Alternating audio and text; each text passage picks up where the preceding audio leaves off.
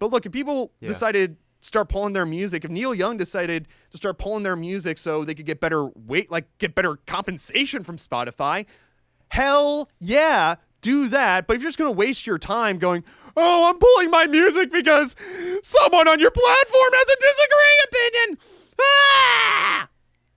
you're not going to get any, you're just not going to succeed at anything. You're not. God, I got to take a drink. That hurt my voice. Hey, friend, welcome to... Hey, friend. Sorry about that. Welcome to the kennel. So usually whenever I do like these pre-recorded, or what do I call them? So whenever I do these pre-interview segments, I'm actually only going to do the pre-interview segments. I kind of feel like the post-interview thing's just a little bit weird. I don't know. Just my opinion for some reason.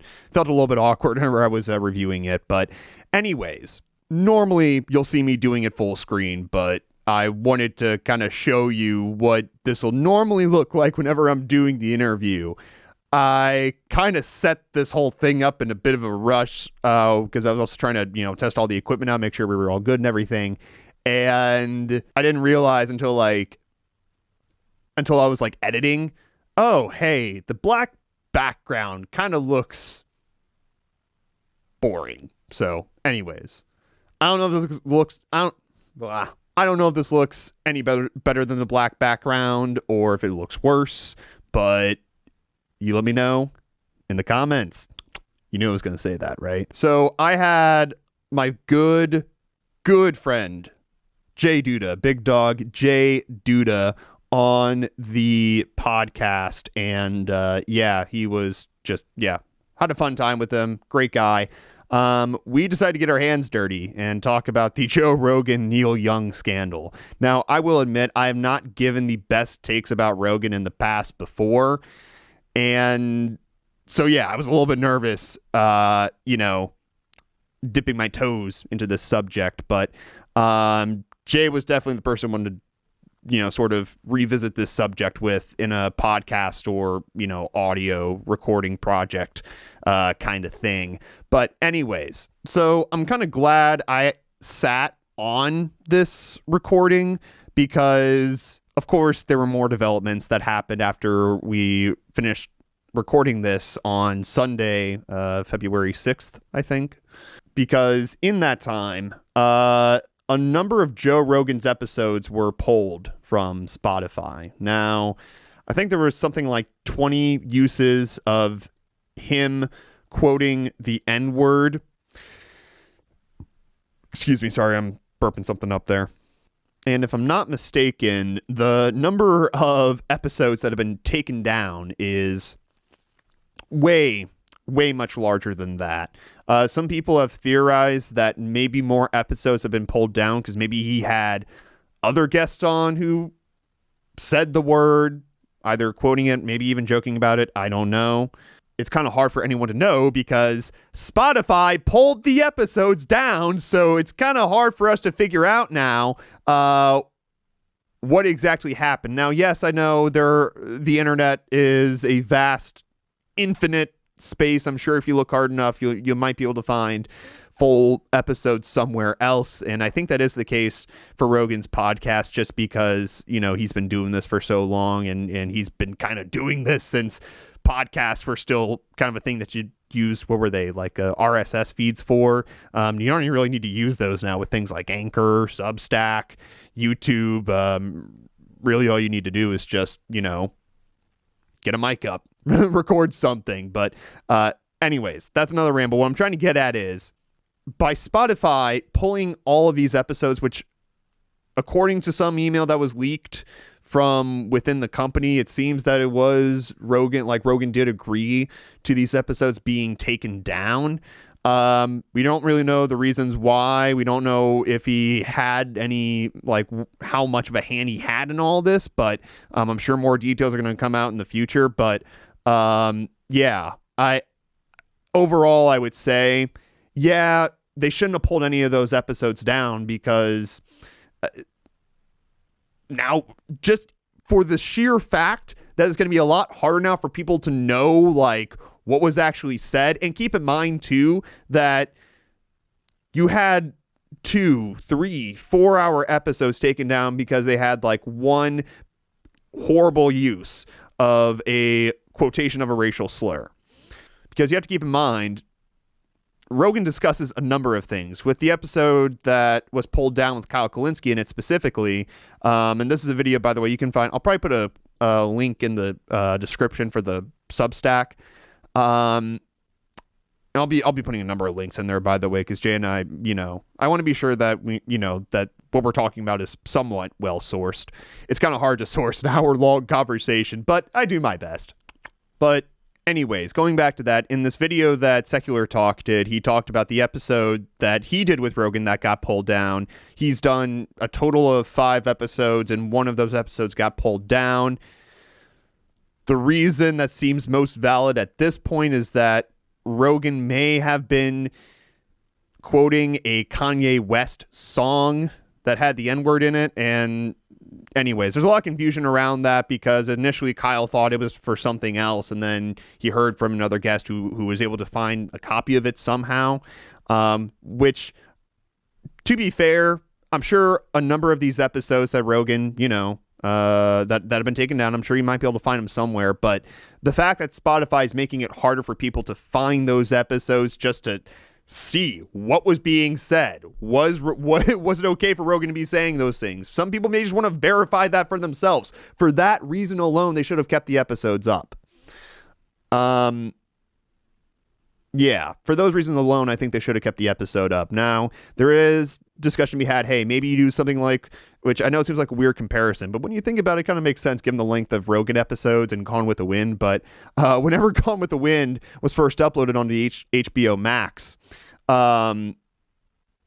they decided to tack on at the beginning, I think it was somewhere like around like I want to say it was like 5-10 minute little mini documentary explaining the horrible effects and connotations and themes of Gone with the Wind, but also the historical and artistic merits behind the movie and also just for the preservation of that movie.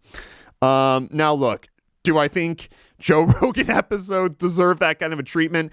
No, that might be a little bit too much, but hey, maybe you tack on, maybe even just copy the apology that he sent out on Instagram and just tack him onto all the episodes that have him using the N-word. I mean, just do something like that at least, so that way people who are at least tuning in know, oh, hey, this isn't me anymore. Don't follow my example. You see? There's also the idea of bleeping it out too. I don't know how much that does.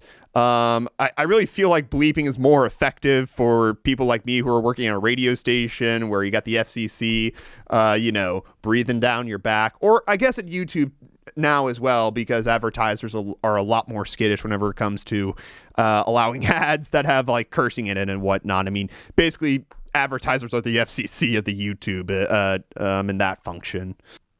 Anyways, do I have anything else to say on this? Oh, right. I also apologize. I made a cringe joke about getting baked at the start. So, like, Jay was like, oh, yeah, I've been baking. And then I was like, huh, no, Jay, it's 21st century. Like, you got to specify now. Are you baking or getting baked? Why,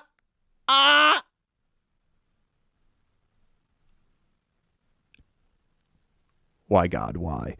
So anyways, yeah, did I feel the need to address that? Yeah, for some reason I felt the need to write that down in my notes, so it's going in this. The other thing I wanted to address too, I make a reference to some kind of joke that got Joe Rogan in trouble. I was kind of getting my words there confused. I was trying to refer to his quotations of the N-word that he used in all those older episodes. That's what I was trying to refer to. I don't know why I got that confused, to be honest. It made, kind of my discussion sound a little bit misinformed or confusing, I think. So I wanted to kind of clear that up. To be very clear, Joe Rogan has not made any kind of jokes using the N-word. I was just very inaccurate in my wording there. So, my bad. I'm doing my best. Anyways, that's all I had written down. So without any further ado, let's get on with that interview.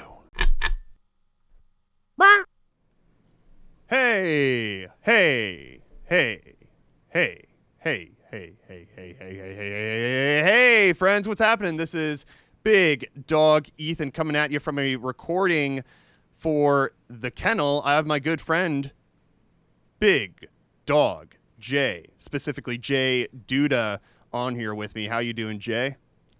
Doing really well. How are you doing, Ethan? I'm doing pretty good. I'm a little bit nervous because last time I sat down to record a podcast like this, it was with Dan Whitfield and Sharif Snuggs. I had Sharif Snuggs on for my last. It was actually my most recent interview that I did, and I was gonna have Sharif and Dan Whitfield on. And for those that don't know, Dan Whitfield, he is a candidate for U.S. Senate in Arkansas. He's running for U.S. Senate in the 2022 race, and did a great 40-minute interview with Dan and with Sharif, and I didn't test my equipment, and my mic was off the entire time, so we're going to be re-recording that on February 13th. So anyways, if you won't mind, I'm a little bit tense right now because I'm afraid that I'm going to come back to this recording in like a day now, and it's going to be some horrific problem like, oh no, like Jay's microphone decided to start,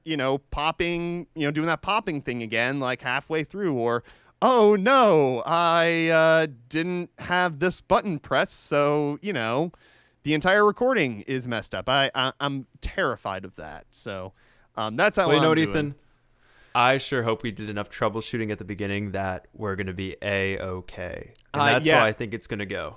Yeah, same here, because what we were doing, I was like neurotic. We were doing testing for we meant to get started recording at noon, and it's 1:20 now. So yeah, but I'm glad we did, because if we would have gone in without doing any testing or with just doing minimal testing, I don't think things would have turned out the way we want them to. And I hope now things, at least audio wise, will turn out the way we want it to. Yeah, fingers crossed. But anyways, how are you doing, Jay? What's kind of update me, update the audience. What's going on with you? Got a lot of snow outside, so I've been inside baking, going to work, going to school. Now, see, here's the deal. It's 2022, Jay. You have to be more specific whenever you say baking. Do you mean actually baking, or do you mean getting baked? Oh, yeah. So basically, I'm a big, I like cinnamon rolls a lot. So I like to make homemade cinnamon rolls, Yeah. let the yeast rise and everything. It's a lot of fun. I think in another life I was a bread maker. I think I really was. Could be this life too. You never know. Maybe. We'll see what happens. Big Dog Jay's bread shop in South City. Yeah. That'll be my future. That would be quite the future. But we actually decided to sort of get together on this podcast to talk about a future that doesn't sound so exciting, invigorating, and actually kind of depressing. We talked about big tech before. Remember, we did Tea Time with the Big Dogs. So Jay and I went to high school together, and it was like 2 months after graduating, I get this idea to start a podcast with Jay, and it was a blast. I think we consistently uploaded. Oop, and I'm spilling my coffee now. That's great. We consistently uploaded for about a year, just about right up until the pandemic hit. I think we got like a couple more episodes in during the pandemic, and then we went back to school, and suddenly we were like, hey, things are suddenly getting a lot more busy now. Yeah, there's something really nostalgic about the early days of Tea Time, I gotta say. Oh, yeah, for sure. And I mean, look,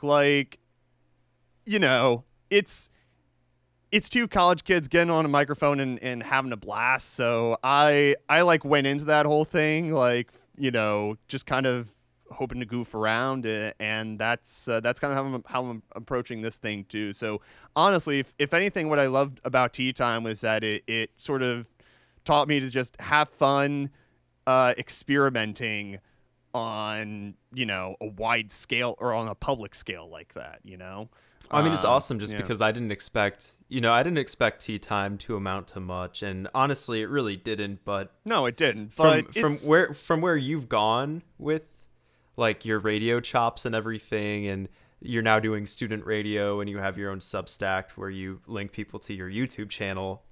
Yeah, you get some great guests on.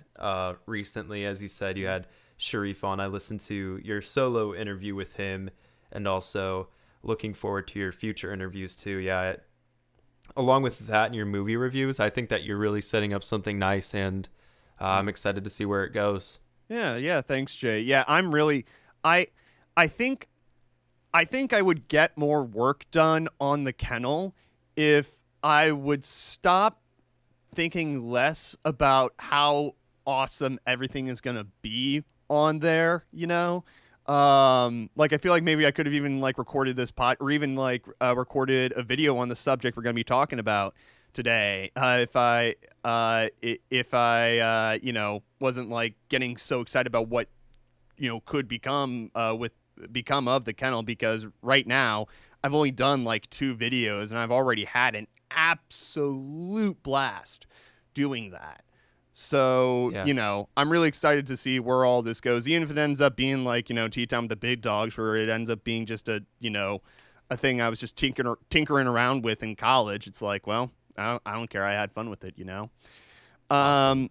But one subject we talked on with tea time with the big dogs, which, whenever I asked Jay to come back on here to record, a podcast with me, this was one of the things that this was like one of the first things I think we were just like, yeah, maybe we should talk about, because I think, especially given the reports that have come from the whistleblower, which I forget her name, but it was that whistleblower that came out of Facebook, who was like, yeah, like they have a bunch of research to show that like this stuff, or their platform objectively like ruins teenagers' mental health.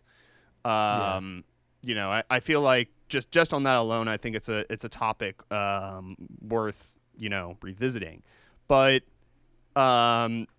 more recently and more kind of like near and dear to my, I don't know, heart. It sounds like a weird phrase because I don't want to sound like a huge Joe Rogan fan. I have my problems with him, but I think the conflict that we're seeing between Joe Rogan, Spotify, Neil Young, and the general public, I think it's one of those cases where a lot of questions arise about how much power should technology companies have in setting the bounds for our public discourse.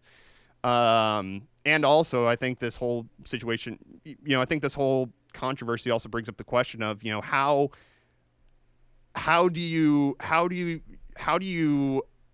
initiate, plan, and enact protest or big movements like the one that Neil Young tried to do? How do you go about planning that? How do you go about carrying out those kind of protest actions in order to successfully get what you want? So we're going to be talking about all that. I think there are a lot of great things to discuss about that. First off, Jay, so I'm pretty sure that Neil Young, I think he's just like a boomer kind of musician, right? Like, do you listen to any of Neil Young? I never listened to Young's music. I actually was not familiar with Neil Young. While I was trying to do a little background on the Joe Rogan-Neil Young kerfuffle we have here, I decided to listen to a song of his really quick, and it just sounded like some old folk country music, which it's very pretty. It's very solemn, very quiet, very melancholy, but yeah, I can understand his appeal, but he just doesn't really seem to be very prolific among the younger generations, if you will. Yeah, because like whenever I brought up Neil Young with some, I can't remember who was it. Trying to, oh yeah, sorry. It's I have this friend. She used to go to school with me, but she had to leave. She's still stays in town, and she was hanging out with me. one. I want to say it was a few days ago, and I was like, yeah, did you hear about the whole like Neil Young Joe Rogan controversy? And she was like, who's Neil Young? She's like 23 years old. So yeah, like I just think that, yeah, for one, Neil Young himself, I don't think he has as big of like a, you know, he doesn't have that recognition with younger crowds, and it's really younger crowds who seem to be more upset, I think, with Joe Rogan. Would you agree with that, Jay? I feel like it's mostly younger Yeah. people who are, yeah. I think And it's a lot of older people. A lot of older people don't really know who Joe Rogan is. I would say there are some people, like maybe some middle-aged right-wing people who are on social media who know about Joe Rogan, who like him. But I would say the majority of older people probably don't really know who he is, because if they're not reading the mainstream like news, then they won't really know who he is. Like if you're just an average person who either reads local or more conservative news, you probably won't know who Joe Rogan is. That's a very long-winded way of saying that lately mainstream news outlets have been talking a lot about Rogan, and kind of putting him under a microscope.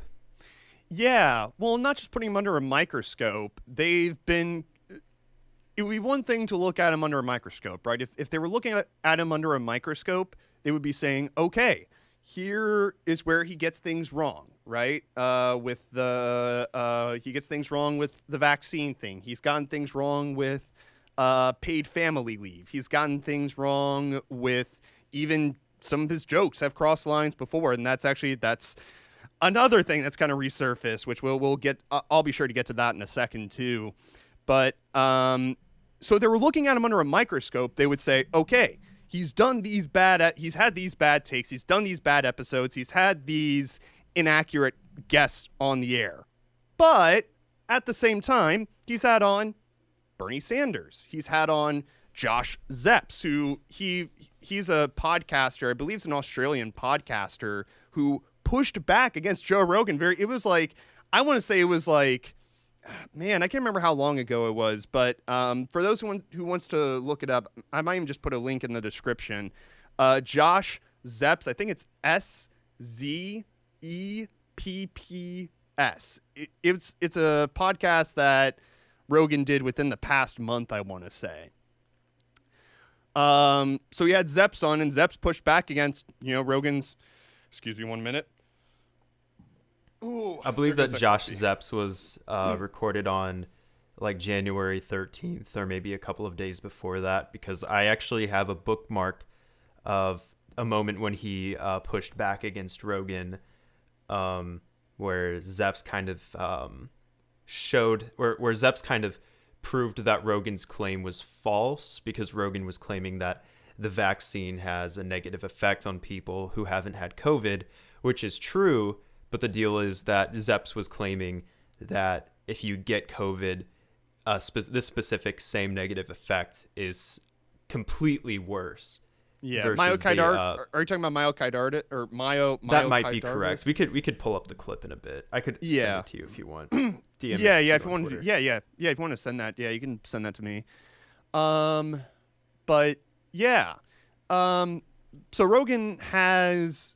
If you look at Rogan under a microscope, if they were looking at Rogan under a microscope, they would understand that Rogan has a variety of guests on. And I think it would be unfair to say, oh, most of them are bad. No, I have seen there'll literally be 1 week where it's like Ben Shapiro and then Matt Taibbi. And for those who don't know, Matt Taibbi, he's written multiple books on the 2008 financial crisis. He also wrote a book called Hate Inc. about it's some people would describe it as like an updated version of Manufacturing Consents. That book I got right up there for those watching the video. Yeah, I think if mainstream media were actually looking at Joe Rogan under a microscope, that's what they'd be doing. But what they're doing instead is they're creating a false caricature of him, to the point where for some people might remember this. Whenever Dr. Sanjay Gupta came on Joe Rogan's show, I want to say it must have been like summer, maybe. It's been a while. But whenever Dr. Sanjay Gupta came on to Rogan's show, at the end, so Gupta even said at the start of the podcast that he's listened to some of Rogan's episodes before. And at the end, Rogan tells Gupta, yeah, I'm actually like a leftist. And Gupta's like, wait, you're a leftist? I didn't know that. And Rogan's like, yeah, dog, you didn't know that? And so anyways, so Gupta, he's someone who is, said that he's watched multiple episodes. And he has this idea that Rogan is some like right-leaning person. He thought that Rogan, he didn't think that Rogan was a leftist. He was very surprised to hear about that. And that image of Rogan as like this right-wing person, that comes from mainstream media. That comes from CNN, MSNBC, Correct. and I'd even argue Fox News too, because what they'll do whenever Rogan does make like a, more right-leaning stance, they'll amplify that, right? Right. Yeah. So right now we have a lot of mainstream media outlets who, and I'll get into the reasons why I can get into I think there are a lot of reasons why they're doing this, but they're essentially creating a caricature of Rogan.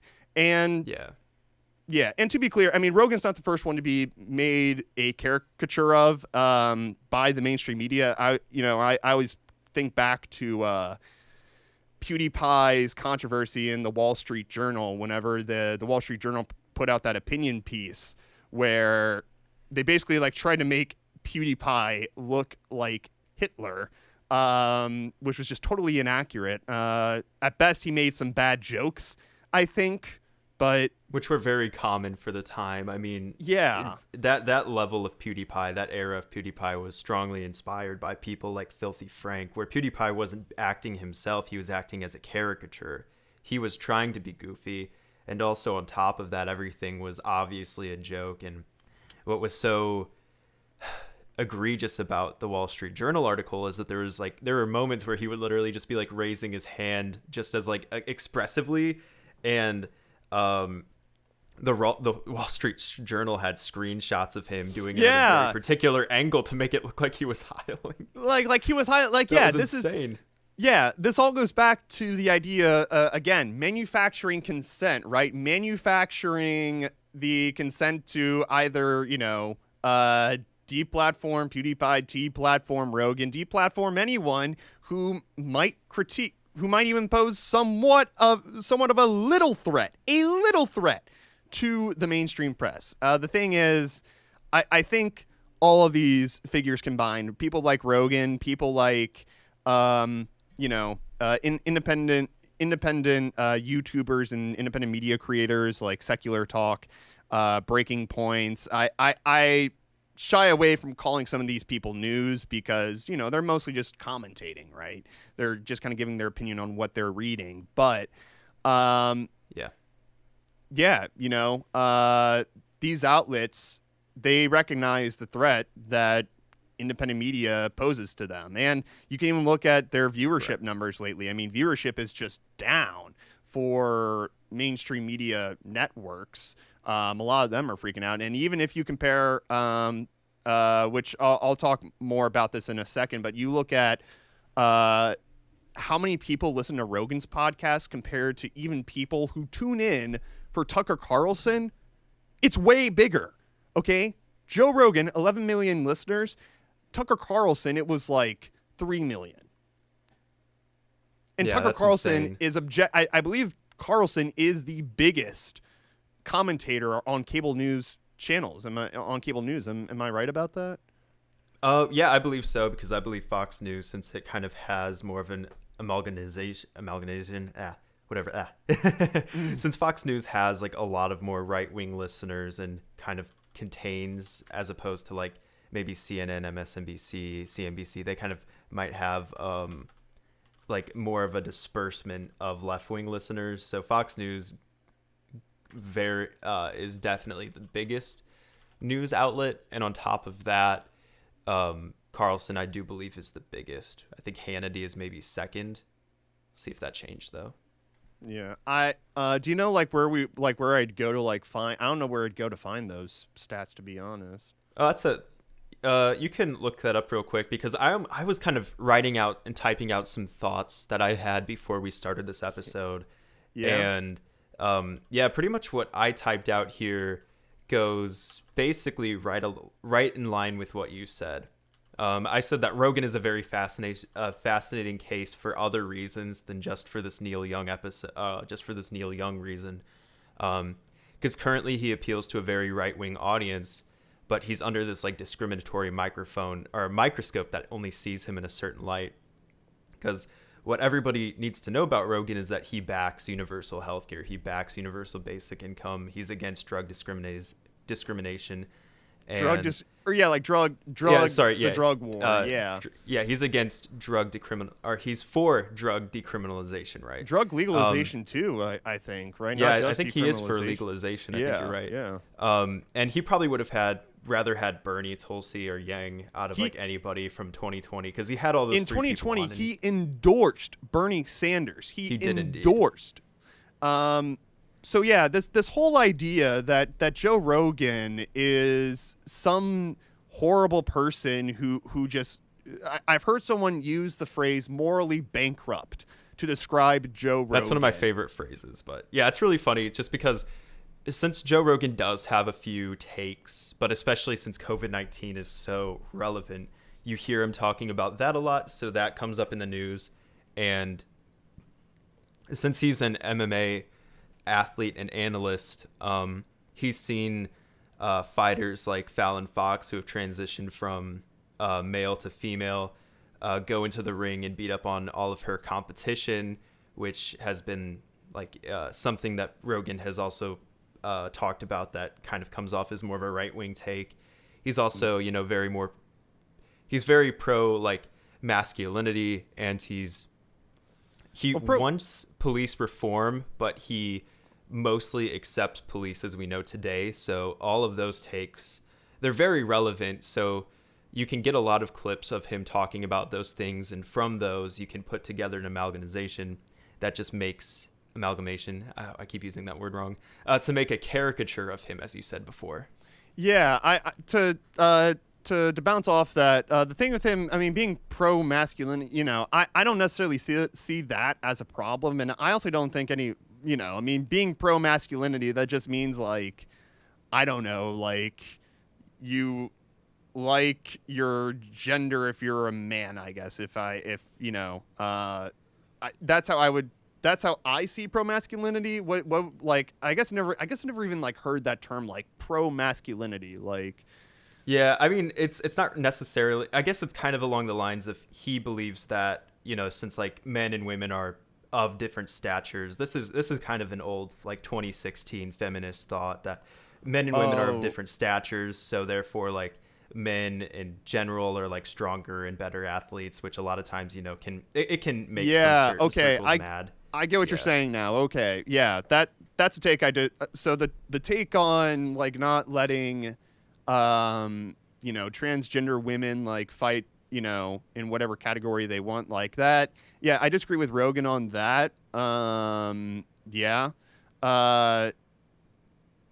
I just didn't know what you meant by pro-masculinity. I was like pro-mas. So does that just mean like he likes his masculine gender? But anyways, I mean, like I said, he's got his problematic takes. But I don't think those problematic takes are a reason to boycott Spotify for a number of reasons. First off, the whole premise of this thing the thing that like started this, right? Neil Young writes this letter saying, Spotify, it's either me or Rogan, right? Right. Here's the deal. Even if let's assume that Spotify just decided to listen to Neil Young, to Neil Young's demand, and they took down Rogan. What do you think would happen? Rogan would take however much money he has. He's probably got, he's got this $100 million contract with Spotify. He's probably got more money than that, but he's worth at least $100 million by this point. And it's guaranteed money too. So it's guaranteed. What basically would happen is that Rogan is making that money from Spotify, and he's definitely more than doubling that back. Like, he's bringing so much money in for Spotify. So not only would Spotify lose all the revenue that Rogan's bringing in, but they'd also still be paying him whatever's remaining on his $100 million contract. And then so it would not be a good financial decision for Spotify. It wouldn't be a good financial decision to do that. But then on top of it, let's pretend that Rogan had to give back all the money if Spotify decided to terminate. Let's just pretend that. You know what Rogan's going to do? Even if Rogan didn't have that $100 million, he still made a decent amount of money off his podcast. I mean, he's not going anywhere, right? What's going to happen is he's going to make his own platform, just like Donald Trump, just like Alex Jones have done. Alex Jones, I forget where he's at now. It's on some very obscure website since he doesn't have as strong of a following. Of course, no one really listens to him anymore. But, or you do the Donald Trump thing where you make your, what's it called? It's like Truth. I don't even know. I forget what it's called. He's calling it like a free speech social media platform, but he only wants it to be family friendly. So he doesn't want it to be free speech.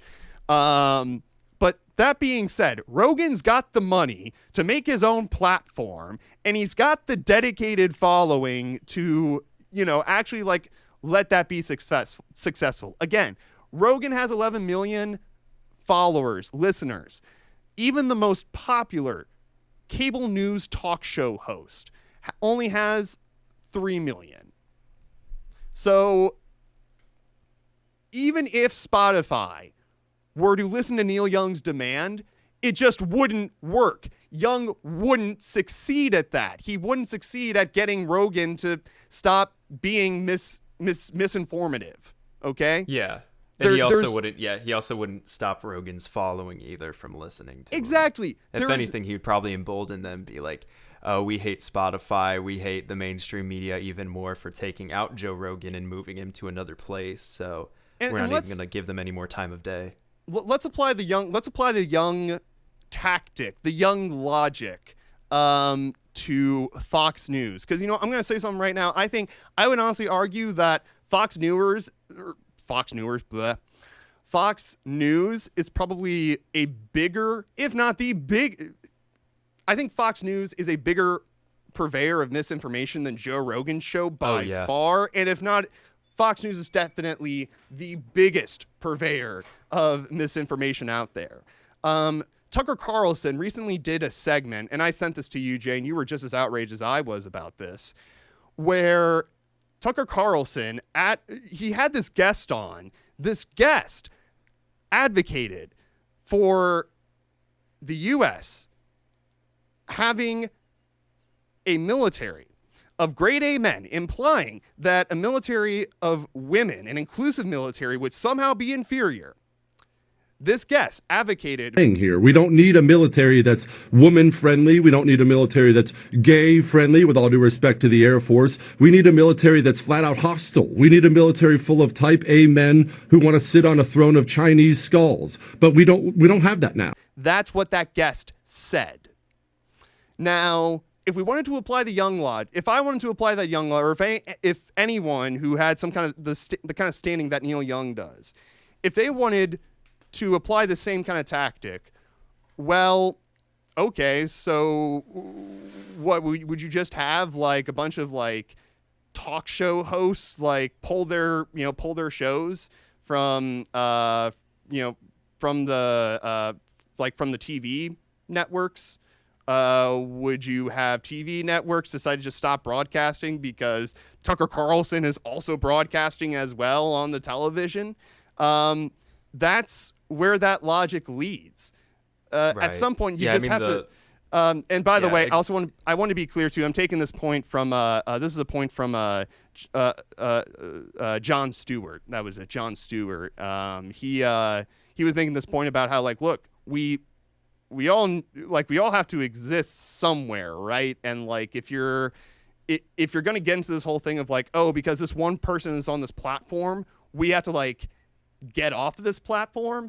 That's just not gonna work, because then you're just dooming every platform who happens to have on some kind of dissenting voice, even if that dissenting voice is incredibly stupid. Well, the funny thing is right now too is that not only is Joe Rogan pulling views away from mainstream media, but he's also huge for mainstream media right now because he's getting a lot of clicks.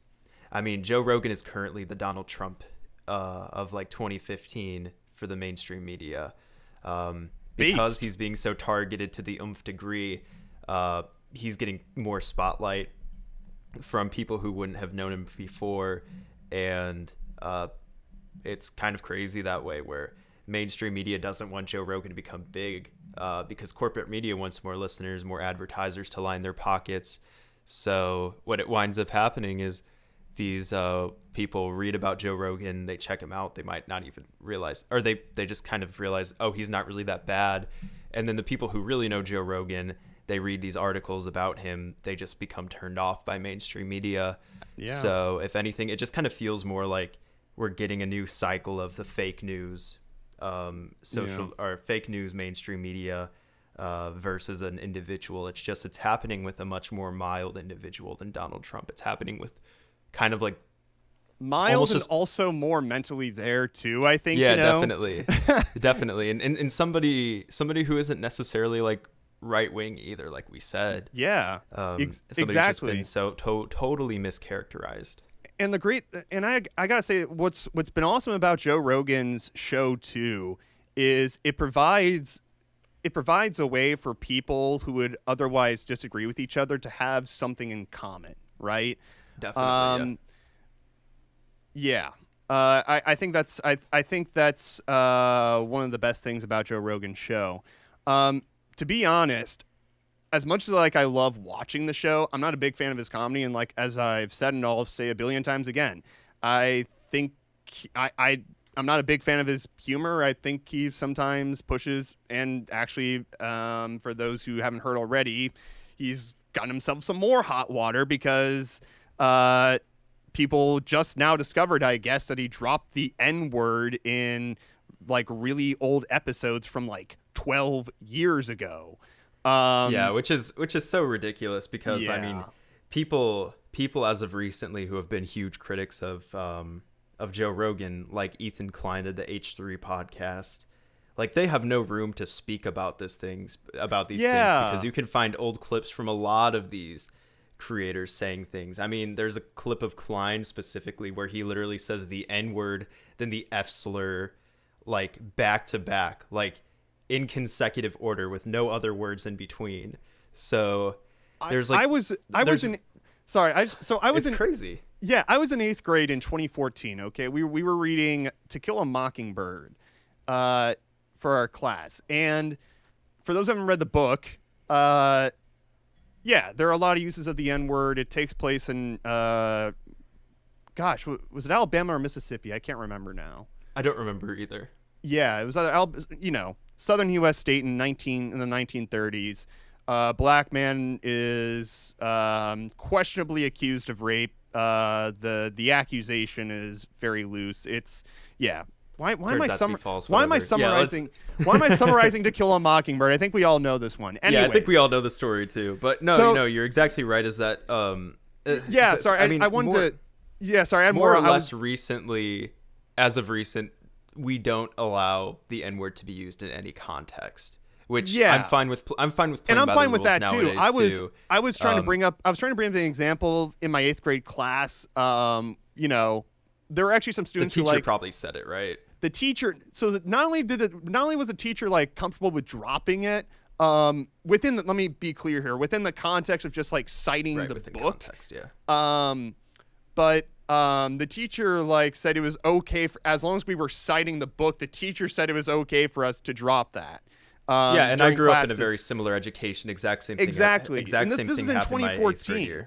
And look, at the time, we were just 14. Now, granted, I get Joe Rogan, he was much more mature then and whatnot, but I would still argue that like the standards at the time were different then. People just thought that you could like, quote that word and it would be okay. Now it's not. I don't think that's okay anymore. Jay doesn't either. But 12 years ago, that was probably considered okay. I remember being in a classroom in 8th grade and my teacher was okay with that. So to be freaking out about Joe Rogan quoting that word in a podcast 12 years ago, it's just a little bit petty. It's just a little bit pathetic, and it's just a little bit insane to even I also I was very surprised to see Joe Rogan actually apologize. I don't know if you saw he put up a video. Well, I think it's within his for it. character because a lot of people's opinions change, and I think genuinely he is, when it comes to a lot of different topics, he is a really sensitive guy. He's a caring guy, and I think that's one thing that mainstream media doesn't really show about him is that, yeah, I mean, he's not like an emotionless prick. He's not like Steven Crowder who thinks that if you show any emotion that you're like the tiniest douchebag and yeah, like you have no place on this earth. Yeah, I think that this is just kind of an example, though, of what truly cancel culture is, which is mainstream interest and corporate interest basically just trying to minimize the abilities and the role that an individual has for the sake of money. Where with Joe Rogan, there's a bunch of different cases here. Like you have journalists who will make critical articles or videos about Joe, and this is usually like a lot of times an attempt to pull advertisers away from him and to try to get more advertising towards them. Well, the thing and is, what happens a lot of times too is that advertisers like this because what advertisers can do is they can say, you know what, Joe, Spotify, because you did this, you're hurting our name, you're hurting our brand. We don't want to be with you, but we'll give you another chance, and we're not going to pay you as much. You need to lower your rates for advertising if you're going to continue on, and if you do this again, then we're going to pull out again, and we're going to lower our rate again. So you guys are going to keep getting less and less money every step you go. Yeah. To add on to that, Rogan has actually said, I can't remember which podcast it was in one of his podcasts. He was talking about the influence that his sponsors have over him, and he's made it pretty clear that especially because of the contract that he's already gotten from Spotify, the sponsors really don't mean like, you know, he I'm sure he appreciates it. I mean, that's money that he's getting. That's people who want to put their brand on his podcast, right? But yeah, he doesn't really need the sponsorship money because he's gotten so much money from Spotify already. So he's maybe the sponsorship relationship could have played a factor into this, but this doesn't just happen with Joe, though. This happens with a lot of different people. Well, yeah, it does. Sorry, Joe Rogan might have not been a great example, but this honestly happened with YouTube. Like, if we want to go back to the PewDiePie thing, like YouTube you saw Pepsi, Coke, like all these different companies were collaborating basically to pull their sponsorship away from YouTube. And when they returned, they were paying YouTube much less money, and creators saw that where they were getting much worse rates for videos for every advertisement. Pretty much, it was ridiculous. Yeah, it was ridiculous. And the thing that most frustrates me about like the Neil Young thing, I want to try so the major problem that I've seen on YouTube, I think, is there seems to be an unwillingness amongst creators to, I don't know if the right word is unionize, but I think creators at this point, especially the big ones, I'd say anyone that probably has around 1 million followers or 1 million subscribers or somewhere in that ballpark. I think if YouTubers of that size found a way to organize and say, hey, we're all going to stop making content for the platform, or just even find other ways to stop relying on YouTube.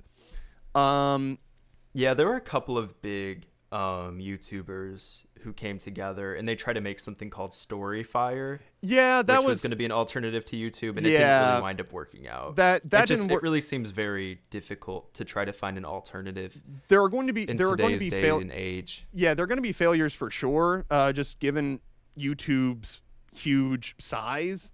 But I don't know if I sent this to you. TikTok has greatly now surpassed the amount of followers that YouTube has, or the amount of definitely. users that YouTube has. I mean, I have a friend in high school who she uploads videos on TikTok a lot. They take her like a couple of minutes to make, and on a few of them, just because of the nature of the content she had in there, she got like 5 million views on it, which is crazy. Yeah. I mean, and that's just the kind of thing that TikTok can do, is it can just blow people up, and it's so easy to access and then just find quick videos and quick form content. And that's my point with YouTube, I guess, as a whole. Is I think the biggest problem right now on YouTube is that you have content creators who are complaining a lot, and I understand. Look, the CEO blatantly admitted in it was in a press conference, I think. She blatantly admitted, yeah, we're trying to suppress borderline content in our recommendations. What does that mean? Any video that has an opinion that's either contrary to mainstream opinion, or even just isn't even directly from a mainstream source. So like say it's like an independent political channel or a political commentary channel with like, I don't know, 10,000 subs. Guess what? It's not going to get recommended in the feed because it'll be marked as borderline content. So there are a lot of problems with the YouTube platform, and YouTubers keep, oh no, it seems that Jay left the meeting. Oh no. Hey, there you are. Yeah, I really don't. So basically what happened is that I was trying to do the dumb thing, and I was going to go onto YouTube and sign out on YouTube, but for some reason it signed me out in every single tab. From Google. Okay. Because I was going to sign out onto YouTube to see like what would come up. Good point, Jay. Yeah. So you sign out of it's actually a great point. I mean, you sign out of YouTube. The stuff you're going to get recommended, it's all just like mainstream stuff. That's not what people go to YouTube for. That's not what people ever went to YouTube for in the first place. It was always about the smaller, independent creators. Yeah, sometimes they might have like professional, they might even have like a super professional production value or production style, but it's all from independent creators, not creators from not necessarily a lot of money, but from like a corporate background, right? Or if they are from a corporate background, it's usually in a way that they're trying to like rebel against that corporate background of theirs. Yeah, like I just went incognito onto YouTube on my phone, and I have people like Stephen Colbert, Seth Meyers. I have a few big YouTubers here who don't make content I really like Sniper Wolf. There are some who make content that I'm pretty cool with, like Mr. Beast, but most of it is like mainstream people. Like I have a couple of CNN things here, clips from Disney Plus. So and it's just all because YouTube is now afraid of putting out offensive content, and it's gotten to the point now where they're starting to just take down any videos about COVID-19 that they declare as misinformation, right? Right. Look, there may be some really stupid takes by random people on YouTube. There might be some really dumb takes out there. Should they be taken down? Hell no. Hell no. People have a right to have wrong opinions. I totally agree with that. And I think that's kind of the place that I think I can actually sort of applaud Facebook for. Mostly just because Facebook has been thrown in front of the government so many times. Yeah. And Facebook has had to answer for a lot of things, but yeah, one thing that Facebook is, that Meta products do well is that when it comes to COVID-19, it'll post like, here's information for COVID-19 and here's the CDC's decisions for it underneath that. Underneath that post, which I think that's important. I think that's kind of a good way to look at things, where it's like we're not kicking people off, but we are giving quick links to fact check them. Yeah. That won't necessarily like take away their platform. It won't take away from what they said. And you can even hear truths and nuances in what they say, along with reading the CDC's recommendations.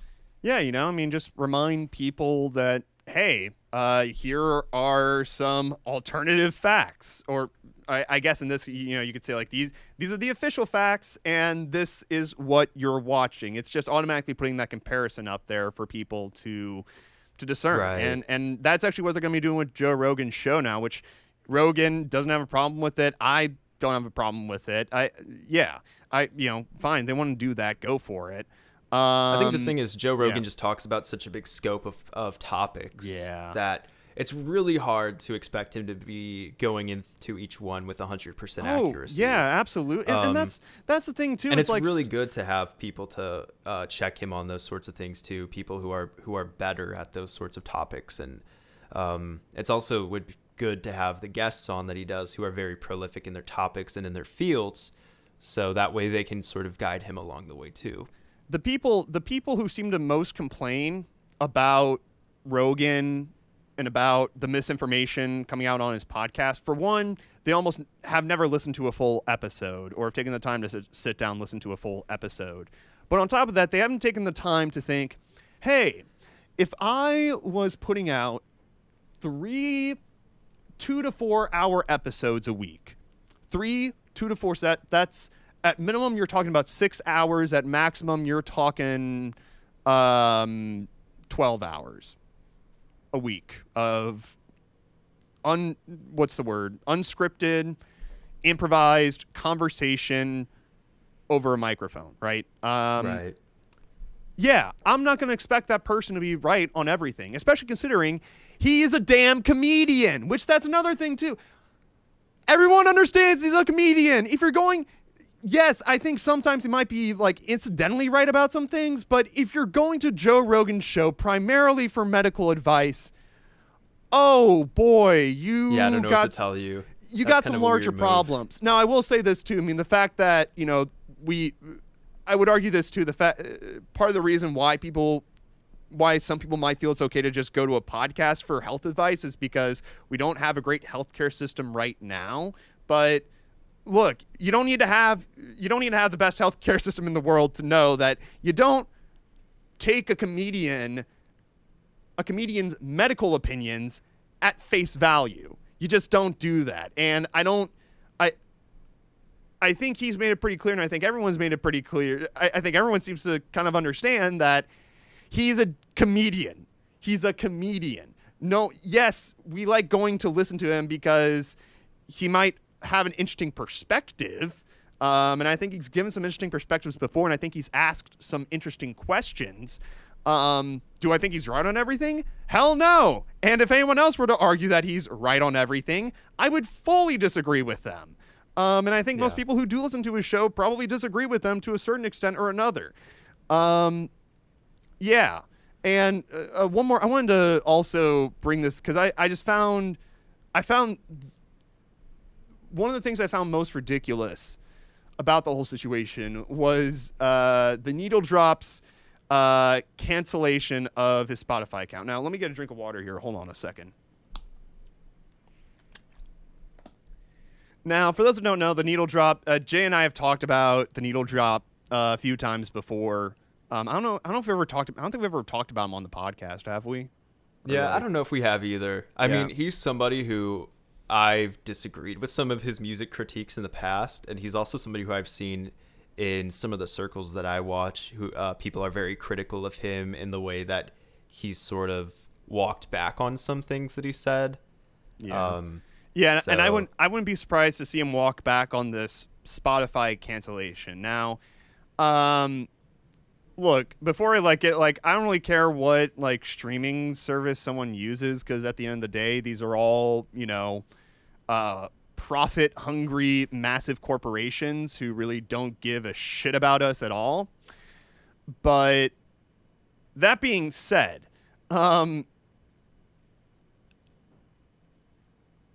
Fantano in response to the whole controversy, decided to make a post on Twitter. Actually, let me pull it up here real quick so I can yeah, there we go. Okay, let me pull it up here. Boom. Actually, what I'll just do here, I'm gonna turn this off. Okay, so I finally pulled up Fantano's Twitter thing here. Oops, just hit the keyboard there. And yeah, so the thing that I most found annoying about this was he decides to make this big post saying, had to say, hashtag bye-bye Spotify. And then literally 2 posts later, he says, I'm not urging everyone to copy me or some shit like that. And I don't look down on anyone who does differently than me. After all, I understand Spotify offers their service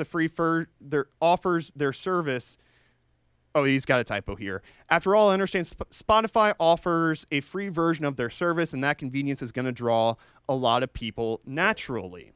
Well, the thing is, let's go back to this other scene here real quick.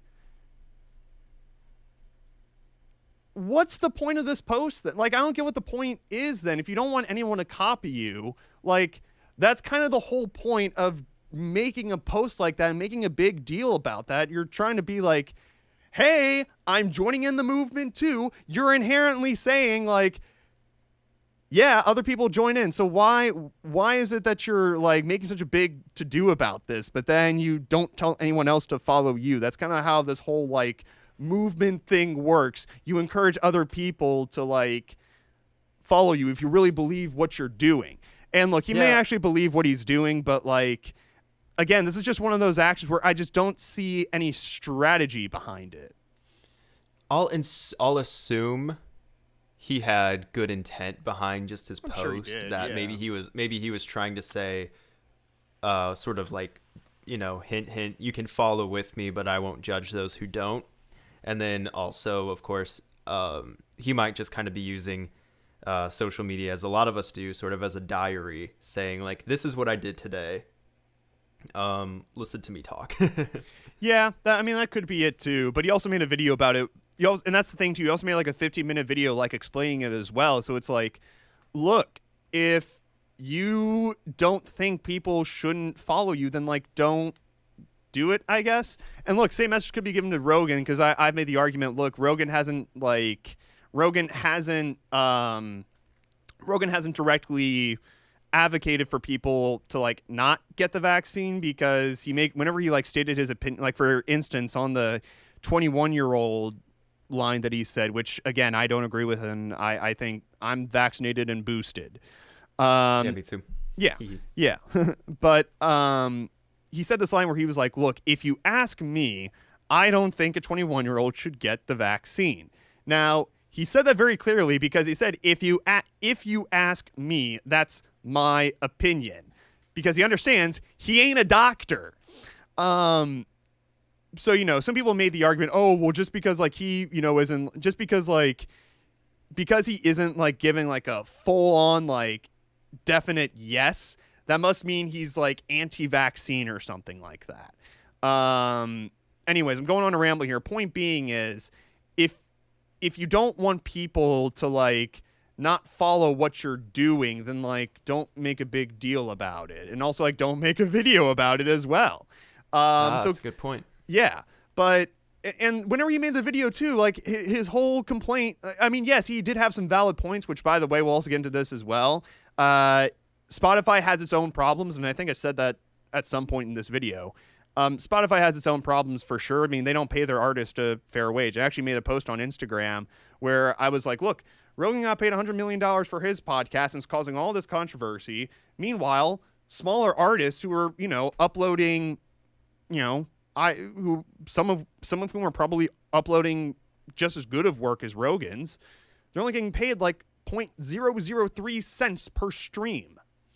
So yeah, Spotify has its own problems. And look, if people want to start boycotting Spotify for those problems, I would be hell yeah, let's do it. And hell, I don't even care if Rogan if people like also demanded for Rogan to get kicked off, because like I said, he could start his own thing wherever he goes. So I don't really care whether he's on Spotify or not.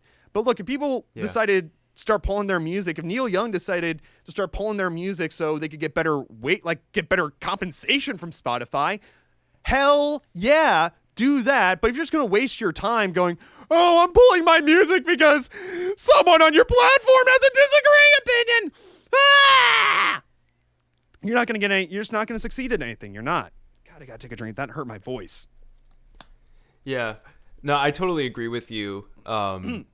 That, Christ, it's like somebody just has a different opinion than me and we demonize them to a crazy degree. But in a way, I almost can't blame Neil Young, because Joe Rogan is so in the mainstream is in the mainstream news all the time in a negative light.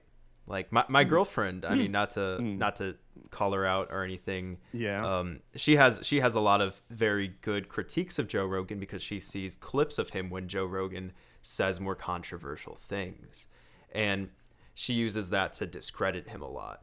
And she doesn't like Joe Rogan. She doesn't think people should be listening to Joe Rogan, from what I understand, from what it seems like she's been saying to me. And look, the thing is, like I don't even, if people like don't like Joe Rogan, there are a lot of problems with him, but it's just like to deplatform him or to do a whole action or a whole movement just to get him off a single platform. It's not going to solve anything. Definitely. Yeah. Hey, and I think. Go. Yeah, I was gonna try it because I know, Jay, you brought this up whenever we were trying to get everything set up or reset up after we had that little technical issue. But let's go ahead and kind of go back points to the background of like where Neil Young found this, kind of compare it to this breaking points idea from the mainstream media's idea of it. Yeah. So now what the mainstream media says is that, according to like the Rolling Stone, it said that Young became familiar with Rogan's COVID-19 and COVID-19 vaccine analysis. And the Wall Street Journal says that Young saw an open letter to Spotify. It was full of notes from different teachers, scientists, and medical professionals who wanted Spotify to be proactive against COVID-19 misinformation, especially Rogan's. And also, according to the Rolling Stone, Young decided to take this principal stance by giving Spotify the ultimatum between either me or him, either between Young or Rogan. And only one of those two could stay on Spotify. And soon after he did that, and other artists and other podcasters saw that, musicians such as Joni Mitchell and others followed. So yeah, I mean, that's kind of how the mainstream media sees it, is that this is sort of like a grassroots thing where it's like, hey, let's do this because this is the right thing to do. And because Joe Rogan's vaccine misinformation is so like egregious. Yeah, and that might not be the case. Now I want to say might because I will admit, I think breaking points, they're kind of hit or miss. I still think overall they do great work just because of their whole focus on, independent reporting, journalism, that sort of thing. Right, and this is mostly kind of a conspiracy that Breaking Points has here, but it's an important one because it follows the money, the most important thing. Exactly. Well, and the thing is, it's like, look, conspiracies do exist. Some conspiracies don't. This one, it's the financial connection definitely exists. It's really hard to say what's been going on behind the scenes because we just don't know, but the financial connection does exist. And what I might just do here, honestly, I'll put like a clip in the, I'll put a link in the description, so that way people can go check it out themselves and see what they think of it. I think what that segment is trying to say is it's trying to point out that it's not just Neil Young who owns the rights to his music. It's also a big investment group that owns the rights to his music as well. They're called Blackstone. Blackstone? Yeah. Yeah, Blackstone Inc. They're a big Wall Street investment firm. And I believe I think they have like ties to the other streaming platforms that Neil is going over to, which, by the way, Amazon Music. Why does anyone think that it's just better for Neil Young? It's good that Neil Young is going from Spotify to Amazon. That's like going from like bad to different kind of bad. It's just bad in the sense they don't pay their workers enough, you know? And on top of that, you also have the CEO of Pfizer is an advisor for Blackstone BlackRock. They have a connection to Big Pharma. So and Rogan is very critical. And look, to varying degrees of accuracy, Rogan critiques Big Pharma. It's not just the vaccine thing. He also is critical for more valid reasons. Yeah, there are other valid reasons. Like he just had on a guy named John Abramson, who is, I think, very soon he's going to be releasing a book on the opioid crisis, which that is a valid, real. I think that was conspiracy, right? Like that sounds like.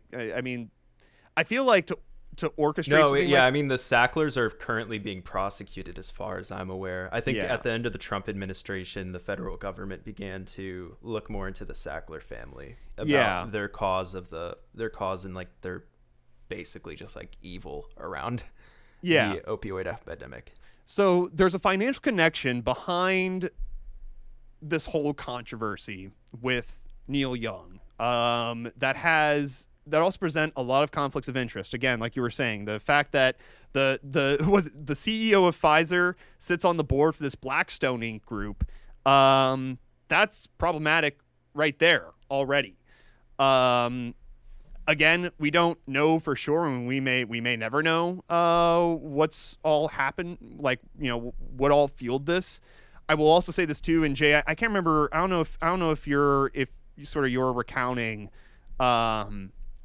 also included this bit. It was like I want to say before. So it was before. Let me say. I was like trying to like think up the sentence here. Before Spotify pulled down Young's music, Young took down the letter. Yeah, according to is it Sagar? Sagar. I'm so sorry. According to Sagar, he said that Young pulled down the letter nearly immediately after he posted it. Yeah, and so I don't know if it was necessarily immediately, but what I do know is that what happened was Young pulled down the letter, and then Spotify took down his music. So even just the reporting on who did what in this entire mess has been inaccurately reported by mainstream media, I think, because I really have not like what all the articles, like what all like the titles like tend to promote is, oh no, Young put up a letter and then took down the letter and then took down his music. It's actually that Spotify took down his music because they were just like, well, if you're gonna put up a letter like that, we'll just take down your music then, because Rogan has made us a lot more money than you have. So bye. Yeah. Which, I mean, that also gets into another issue too, though, that I kind of thought about is if you have somebody who's providing misinformation in the first place, and let's say that on top of that, Rogan is like a very bad person. I don't know. This is kind of an out of nowhere tangent hypothetical. It kind of sucks just how we couldn't get rid of Rogan just because of how much money he brings in. Let's say that this is a hypothetical where every single thing Rogan talks about is like wrong. Everything he talks about is fallacious. Everything that he does just incites like violence and evil. I mean, but he does it in a way that it doesn't break the law. Yeah. Yeah. No, I mean, sorry, you might have cut out a little bit there. Sorry, I might have gotten distracted there. Basically my point was that whoever would leave in that situation, whoever Spotify would say goodbye to, would always be the person who makes less money. Oh, yeah. Yeah, absolutely. That might be a little bit depressing, but I mean, but in this instance, it's kind of the correct thing. Yeah, and the thing is, Young should have realized what was going to happen. I mean, he should have just looked at the numbers flat out and just said, "Yeah, I can't be doing this alone." What he should have done, if he wanted to actually have been successful in maybe trying to convince Spotify to get rid of Rogan, don't do it on your own, idiot. Get other people to come out with you right at the start. Don't just be like, "Hey, it's not just me who's doing this. It's all these other artists." Okay, why? I can't believe this dude didn't get why didn't you talk to Joni Mitchell? Why didn't you just talk to her before you did all this? You just decided to do this on a whim? Yeah, there was no planning here, no strategy here. So just another final note. I think I'll sort of mention this, and then I think we'll kind of wrap things up here because I was part of Force the Vote. And this is actually another thing too that also just gets me annoyed with Anthony Fantano because he did nothing to support Force the Vote when he could have. Force the Vote, that was a thing started by Jimmy Dore. Jimmy Dore, he's got his own problems, okay? I thought he was right about Force the Vote, and a lot of other people did so as well. And whenever it came time, whenever people started, tweeting about it and trying to get the word out about what House representatives could do to get Medicare for all put onto the House floor for a vote. Anthony Fantano's response to that was, there's no strategy behind this, and I don't see any purpose in doing this. And I heard that it wasn't just Anthony Fantano saying that. I heard that from a lot of people. It wasn't just, this is any opponents of Force the Vote were saying that, right? And I'm looking at this a year later. We're having all of this whining, moaning, complaining about and just uproar about Joe Rogan. And some of the, like I said, some critiques are valid of him, and we can go into those for a different discussion. That's fine, I think. Some of those critiques are absolutely valid. Yeah, I mean, but to say that there are a lot of valid critiques about him for sure. Yeah, but to say that he should be deplatformed, and not only just to say that, but also to go to organize such a large scale movement like this, right? To have such a large scale movement like this on something really that mean join in an unorganized movement. Yeah, it's a movement that is unorganized. It just seems kind of crazy to me that there are so many people willing to waste all, and I guess we're kind of hypocrite. I'm a hypocrite for sure in this because I've spent the last hour and 12 minutes babbling about Joe Rogan and big tech censorship and whatnot. But despite being told all this uproar is just it's a waste of time over Force the Vote. That was the thing that had something to do with policy. Whenever it comes to something like Joe Rogan, I just don't understand why there's a bigger uproar over that than there would be over something that would have a material effect, a good material effect on the American people. Why? I guess I just never I'll never understand why people seem to be more fascinated with these more culture-focused wars like Joe Rogan rather than the policy-focused wars like Medicare for all. I guess that's what I'm trying to get at by bringing Force the Vote into this. I definitely agree with that too. I think that's a big reason why I'm not really into politics too much anymore, is because so often when you're just looking at things, it's more or less just getting fed current events more or less than sweeping change. And sweeping change happens of course, over the course of time, things build up, but you'll just see one day an article that will come out that will say this thing has changed, or an article will come out that says this thing is passed. And it's just kind of I'll just wait till that happens at this point, I guess. Yeah, exactly. I feel like, well, Jane, I think your attitude that you're that you're kind of describing right now, I think that attitude is very prevalent right now as a result of inefficacy in mainstream media. A lot of people just understand that, look, a lot of these people, they're just talking, they're just writing, they're just giving me all of this information in the hopes to serve their wealthy donors, right? They're because it's ultimately advertisers and powerful elites who run and operate these mainstream media outlets, and because they're failing to adequately inform the American people right now, that's why I think that's why that attitude you just described is so prevalent.